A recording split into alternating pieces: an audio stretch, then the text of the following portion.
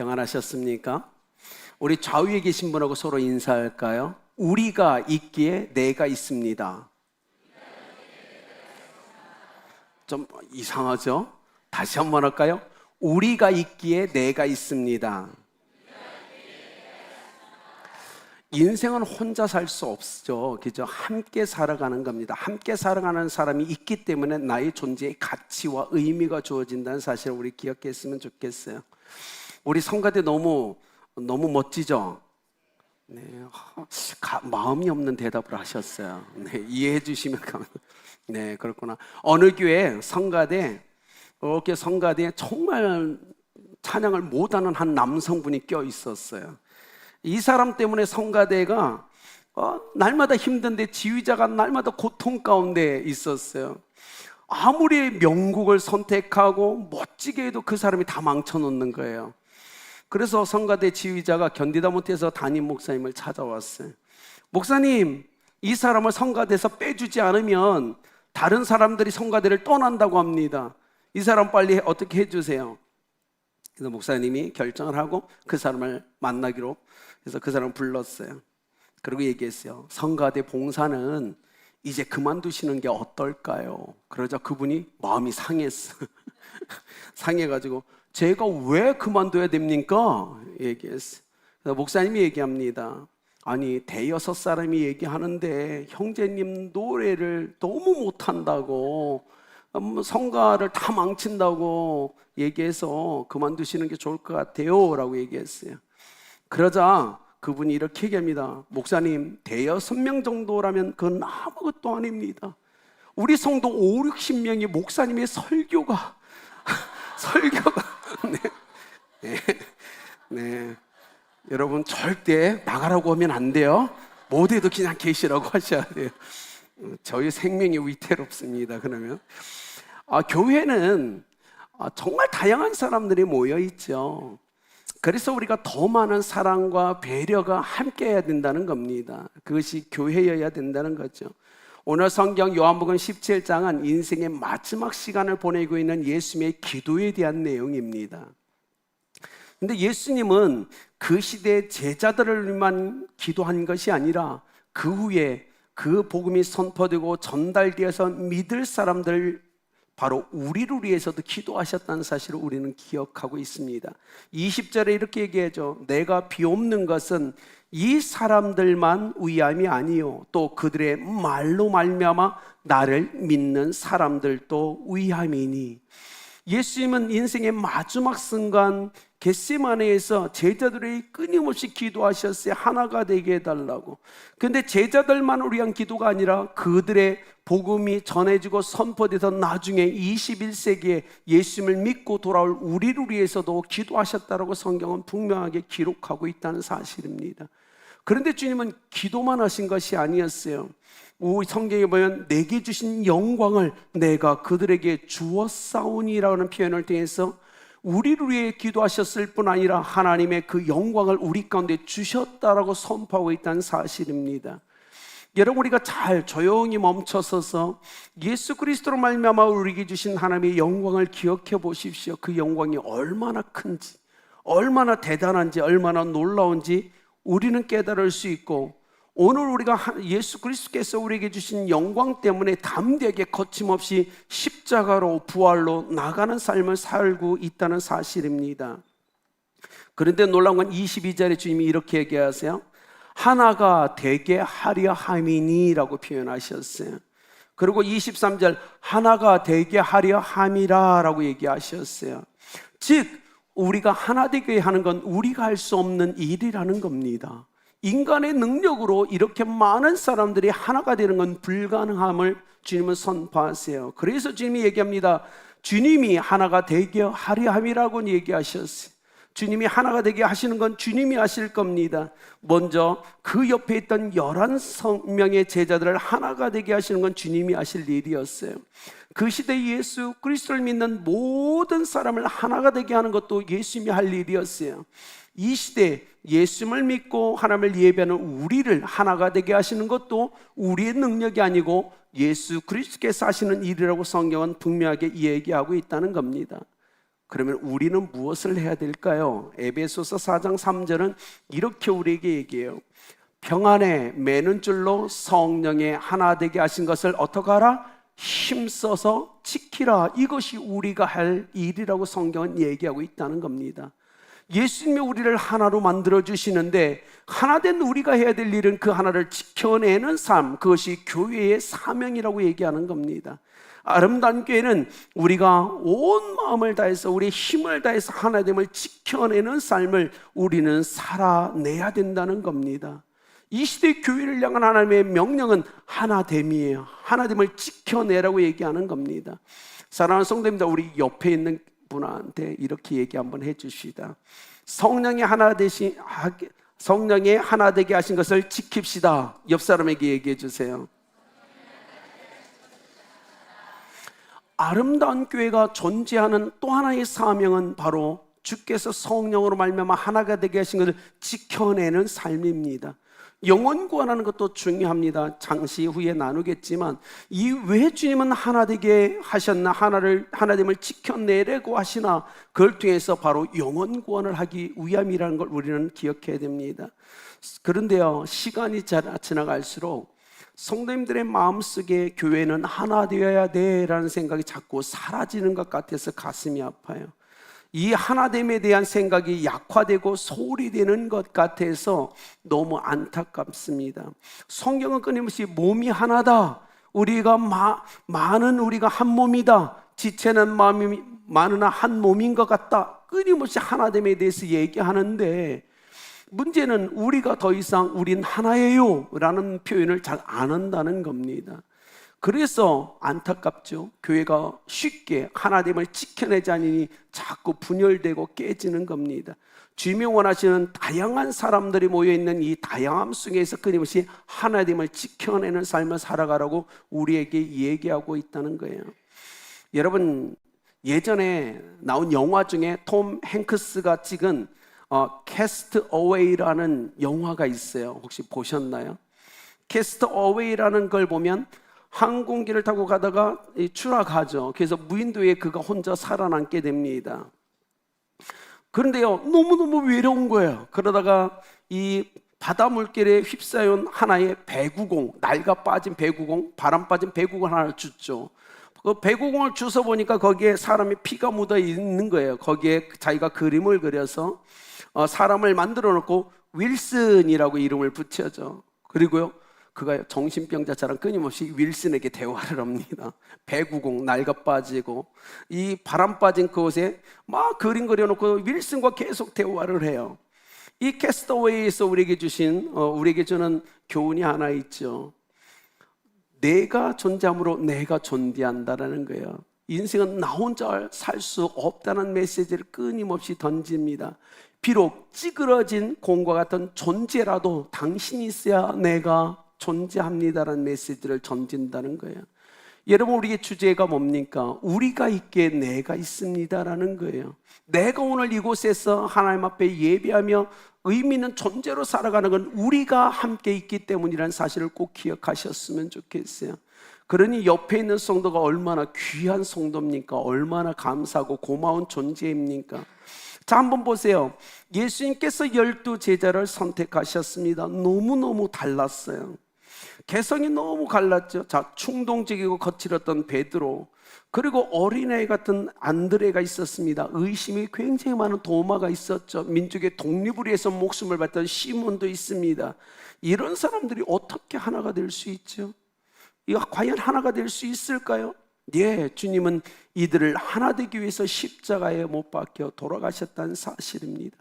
믿음이 있는 사람들은 언제나 십자가, 예수 그리스도께서 못 박히신 십자가 앞에 나와서 세상이 또 우리의 삶에서 분리를 가져오는 모든 것을 다 내려놓아야 된다는 겁니다. 그 시대로 돌아가서 그것이 할례의 문제든 아니면 음식의 문제든 안식일의 문제든 열심당원이든 아니면 세리이든 어부든 상관없습니다. 모두가 십자가 앞에 나와서 자신의 것을 다 내어놓고 우리가 하나됨을 발견해 가는 것, 지켜내는 것이 바로 신앙의 삶이라는 것입니다. 주님은 십자가에서 끊임없이 얘기합니다. 하나 되라는 거예요. 십자가에 나온 우리는 전부 하나로서 인생을 살아가야 된다고 얘기하는 거죠. 변화된 제자들은 어쩌? 우리가 아는 것처럼 화살의 화살처럼 모두가 같은 방향을 향해서 인생을 걸어갑니다. 십자가를 통해서 부활의 영광까지 그들이 경험하게 되죠. 여러분, 우리의 삶은요, 십자가를 지고 십자가를 향하는 삶입니다. 우리도 동일하게 우리 전부 다 십자가를 향해서 걸어가요. 그리고 어느 순간 우리가 십자가를 통과하여 부활에 동참해서 우리가 그 부활에 하나가 된 것을 경험할 날이 오게 될 겁니다. 그러니 그때까지 우리는 주님이 말씀하신 하나됨을 지켜내는 삶을 살아야 되죠.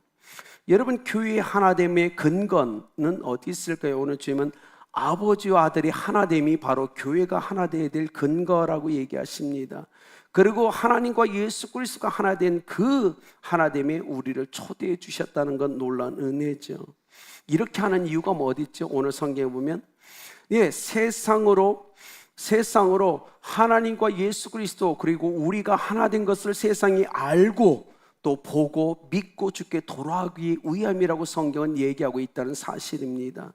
세상에 하나님의 사랑을 가르쳐줄 자, 세상에 하나님의 사랑을 알려줄 자, 그래서 세상으로 믿음을 갖게 하여 주께 돌아올 공동체를 주님은 이 시대에 원하고 있다는 사실입니다. 여러분, 우리가 나가서 예수 믿으세요 많이 하는 것 정말 중요합니다. 그러나 오늘 성경의 하나의 또 하나의 전도의 방법, 선교의 방법에 대해서 우리에게 얘기해 줍니다. 그것은 우리가 뜨겁게 그리스도 안에서 사랑하는 겁니다. 그래서 세상 사람들이 교회를 보면서 하나님이 저들을 사랑하는구나, 그래서 그 사랑을 알고 주께 돌아오는 것, 믿음을 소유케 하는 게 교회의 사명이라는 사실입니다. 여러분, 그래서 바울은요 이 하나됨을 성전 개념에서 우리에게 가르쳐주고 있어요. 에베소서 2장 24절은 이렇게 합니다. 너희도 성령 안에서 하나님이 거하실 처소가 되기 위하여 그리스도 예수 안에서 함께 지어져 가느니라. 완성된 존재가 아니라 지어져 가는 존재, 진행형 존재로 교회를 얘기하고 있다는 사실입니다.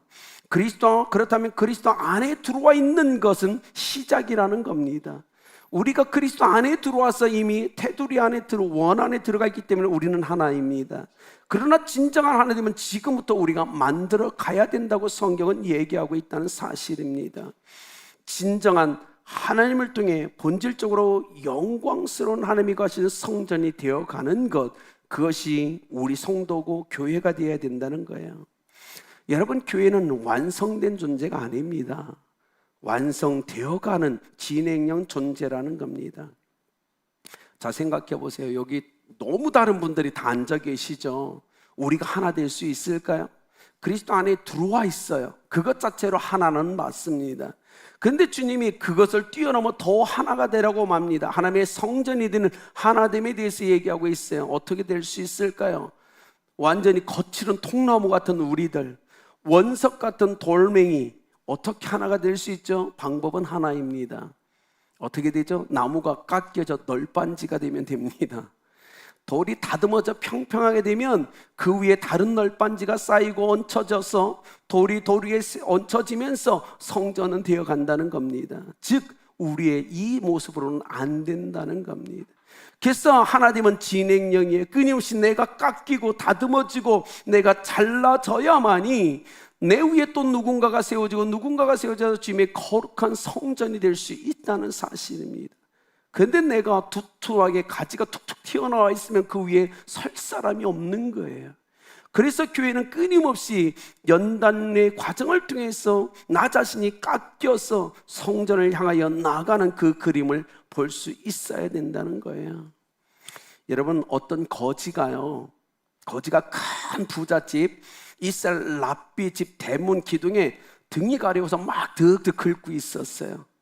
근데 주인이 그걸 목격한 거예요. 이 거지가 등이 가려운 지 막 자기 집 기둥에 막 득득 긁고 있으니까 자기 집에 데리고 들어갑니다. 그리고 목욕을 시켜줘요. 깨끗한 옷을 입히고 먹을 것을 풍성하게 대접해서 돌려보냈어요.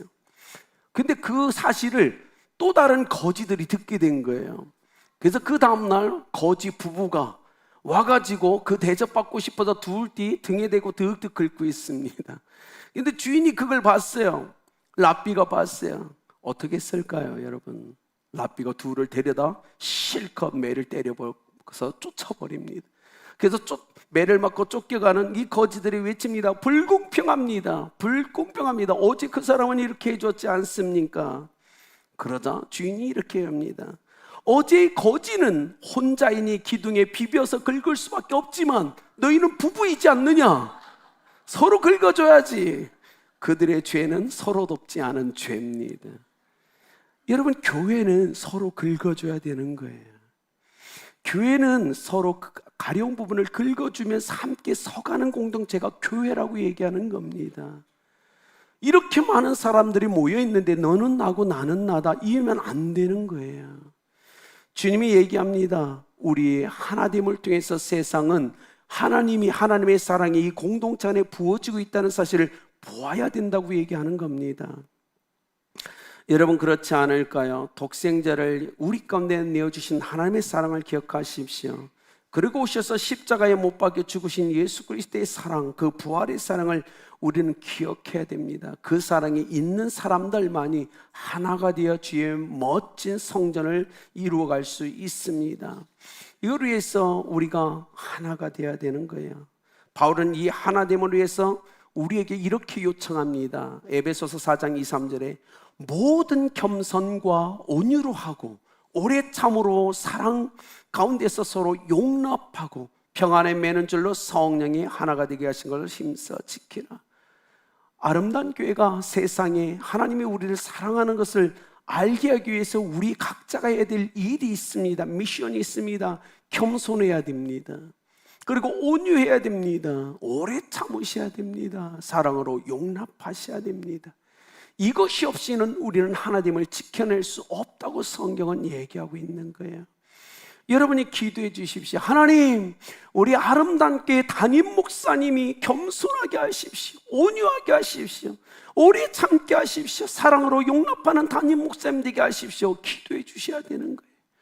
우리 아름다운 교회 목양 장로님들이, 협동 장로님들이, 시무 장로님들이, 안수집사님들이, 모든 재직과 성도와 우리 자녀들이 하나님 겸손하게 하십시오. 온유하게 하십시오. 오래 참게 하여 주십시오. 사랑으로 용납하게 해 주십시오. 그래야 하나님을 지켜낼 수 있습니다.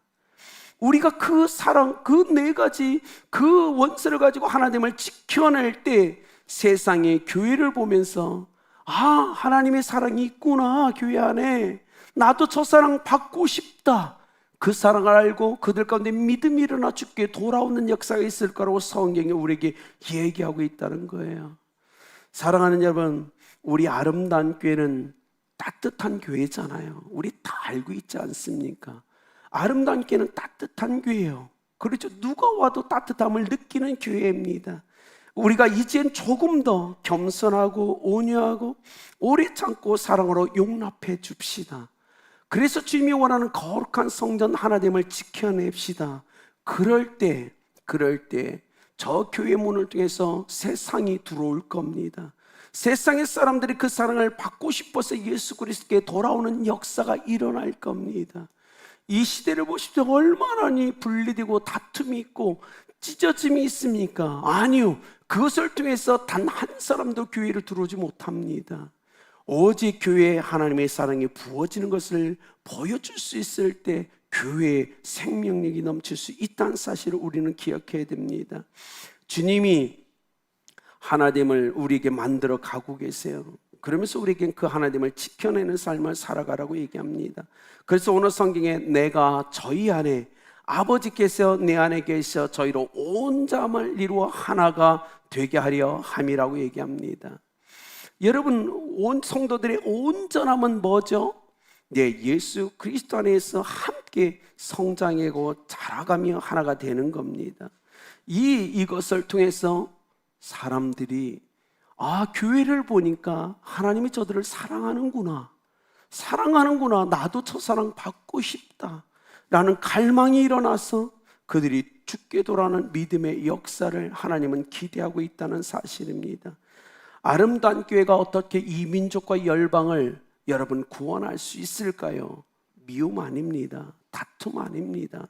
오늘 말씀처럼 겸손과 온유, 그리고 오래 참음과 서로 용납함이라는 사실을 꼭 기억하셨으면 좋겠습니다. 여러분, 그것이 하나님의, 그래서 오늘 아버지께서 나를 보낸 것과 또 나를 사랑함 같이 그를 또 사랑하신 것을 세상으로 알게 하려 함이로소이다. 주님은 하나님의 사랑, 예수님의 사랑, 그 사랑을 세상 사람들이 알기를 원하셨어요. 근데 그 알기를 원하셨는데 방법은 뭐죠? 교회 하나됨이에요. 우리가 하나 될 때 세상은 알게 될 거라고 얘기하고 있다는 사실입니다. 여러분, 이것은 위대한 선교적 명령입니다. 하나님이 우리 속에 계심을 믿지 않는 자들이 볼 수 있는 삶, 하나님이 우리를 사랑하는 걸 세상 사람들이 볼 수 있는 삶은 우리가 뜨겁게 서로 사랑하는 방법밖에 없다는 겁니다. 이 땅에 오셔서 죽으시고 부활하신 예수 그리스도의 희생을 결코 헛되게 하면 안 됩니다. 그러면 하나님이 기뻐하지 않아요. 하나님의 사랑을 세상 사람들이 알 수 있도록 보여주는 교회, 하나님은 그 교회를 찾으시고 그 교회를 통해서 역사하신다는 사실입니다. 여러분, 너무 죄송스러운 말씀을 하나 드릴까 합니다. 우리 성도님들 중에 자꾸 저한테 와서 어떤 누군가를 어떻게 해달라는 분들이 있으십니다. 죄송합니다. 그건 제가 할 수 있는 일이 아닙니다. 교회는 오직 사랑하고 질서를 따라서 결정해야 될 일입니다. 이곳에 이 아름다운 교회는 담임 목사가 주인이 아니라는 사실을 기억하세요. 이 교회는 하나님이, 예수 그리스도께서 머리를 계시고 주님이 결정해야 될 교회입니다. 그러니 담임 목사님이 칼을 들어라 이거 하시면 안 됩니다. 그러면 저도 하나님께 책망받을 거고 그 말은 여러분도 하나님께 책망받을 겁니다. 오직 우리는 온유와 겸손, 오래 참음으로 사랑합시다. 그리고 하나님께 모든 결정권을 다 드립시다. 우리가 하는 것보다 하나님이 하는 일이 더 정확하고 더 완전하십니다. 그러면 그분께 맡겨야 되지 않을까요? 여러분이 미워하는 그 사람을 하나님께 맡깁시다. 그리고 기도합시다. 하나님이 하세요라고 하시면 됩니다. 오직 하나님 앞에 선하게 쓰임받는 여러분 되길 예수 그리스도의 이름으로 축복합니다. 여러분, 세상을 변화시키고 구원하는 삶, 그것을 원하십니까? 그렇다면 예수 그리스도를 보내주신 하나님의 사랑에 우리는 젖어들어야 됩니다. 그리고 그 사랑 가운데 우리는 변화되어야 됩니다. 그리고 세상에 보냄받은 자로서 살아가야 됩니다. 이럴 때만이 하나님이 이 시대에 찾으시는 교회로서 하나님 손에 붙들려 쓰임받을 수 있습니다. 여러분께 말씀드리지만 너무 담임 목사로서 죄송해요. 여러분 각자의 소원을 들어주지 못해 미안합니다. 그러나 제가 기도하고 성령의 감동 받은 그것이 바로 하나님의 방법이라고 저는 확신합니다. 우리는 사랑의 방법을 취합시다. 그리고 사랑으로 살아갑시다. 그러면 하나님이 다 해결할 것입니다.